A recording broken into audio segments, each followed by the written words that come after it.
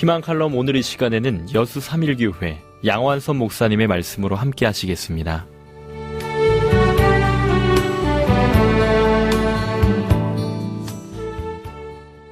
대한민국은 미디어 시장입니다. 인터넷, 유튜브, TV, 영화 등 다양한 미디어가 오늘 우리의 눈과 귀를 사로잡고 있습니다. 특별히 영화는 1,000만 관객을 수용할 정도로 남녀노소, 연령과 관계없이 만인의 연인이 되어버렸습니다. 이제는 1,000만 관객은 놀라운 이야기도 아닙니다. 대한민국 미디어 시장은 미디어 문화를 넘어서 미디어 공화국이라 불리울 정도로 거대한 시장이 되어버렸습니다.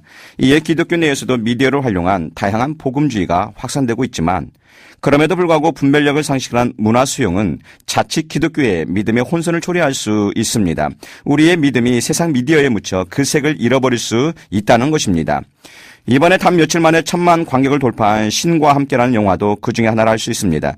그렇다면 기독교인은 이 영화를 어떤 관점에서 보아야 하는가? 그냥 재미 수준으로 보아야 하는가? 아니면 토속신앙과 타 종교의 내세관을 거부감 없이 받아들여야 하는가?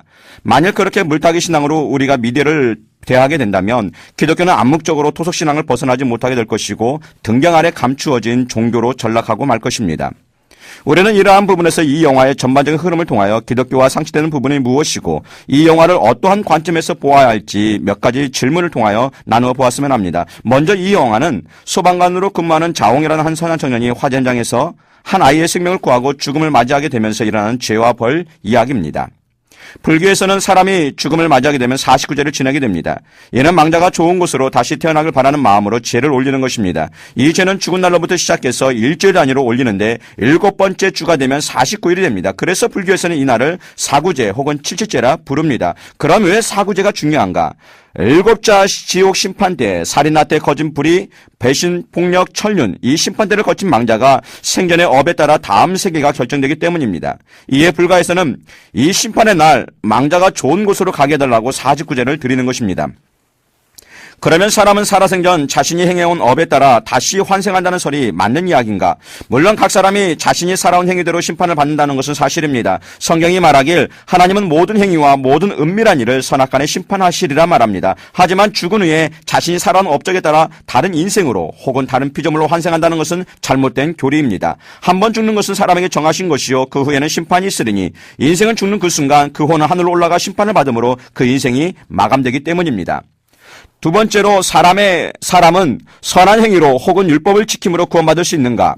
사람이 의롭게 되는 것은 율법의 행위에서 난 것이 아니요 오직 예수 그리스도를 믿음으로 말미암은 줄 아는 고로 율법의 행위로서는 의롭다함을 얻을 육체가 없느니라. 율법을 지킴으로 혹은 선한 일을 행함으로 구원받는 것이 아니라 오직 예수를 믿음으로 구원이 임한다는 것입니다.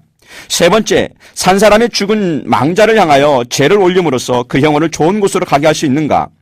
누가복음 16장에서 말합니다. 부자와 거지 나사로 이야기에서 보여지는 것처럼 모세와 선지자에게 듣지 아니하면 비록 죽은 자 가운데서 살아나는 자가 있을지라도 권함을 받지 아니하리라.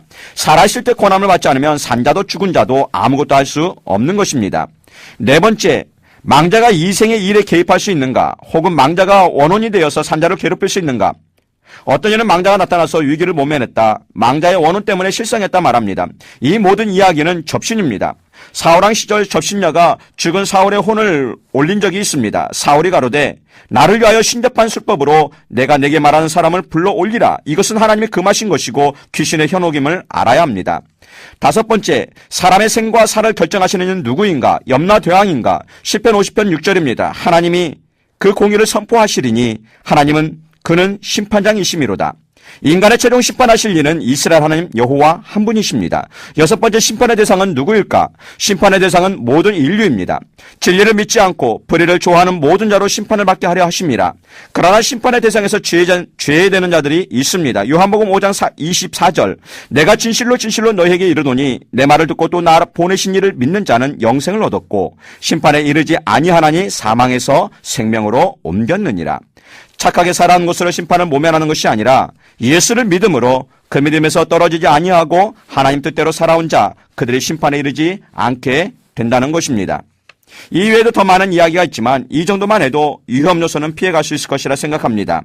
우리가 미디어를 대할 때 이제는 우리의 믿음을 혼탁케 하는 무속신앙을 경계하고 기독교 내세관과 타 종교 내세관이 어떤 점이 다른지 잘 구분했으면 합니다.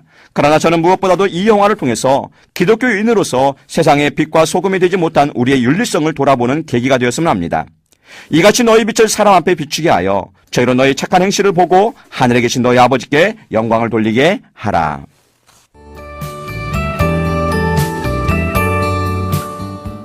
희망 칼럼 지금까지 여수 3.1교회 양완선 목사님의 말씀으로 함께 하셨습니다.